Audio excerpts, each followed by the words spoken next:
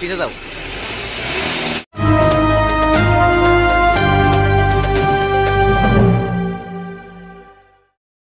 দুর্গাবাড়ি থেকে লেম্বুছড়া যাওয়ার রাস্তা।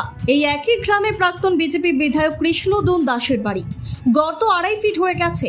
এই গর্তে অনিল দাস নামে এক ব্যক্তি পড়ে আহত হয়। বর্তমানে সে হসপিটালে চিকিৎসাধীন। গ্রামের অনেক ব্যক্তি এই গর্তে পড়ে হাত পা দিয়ে রক্ত বেরোচ্ছে।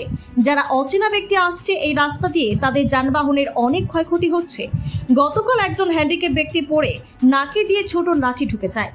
গ্রামের মেম্বার প্রধানকে জানানো হলেও কিছুই কাজ হয়নি। চেয়ারম্যানও অর্থাৎ ব্লক চেয়ারম্যান জেনেও দেখেও চুপ। গ্রামবাসী সূত্রে খবর, পাশেই বাইপাস হচ্ছে।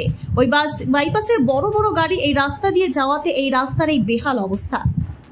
আগরতলা থেকে সুব্রত দের রিপোর্ট, RTV ত্রিপুরা।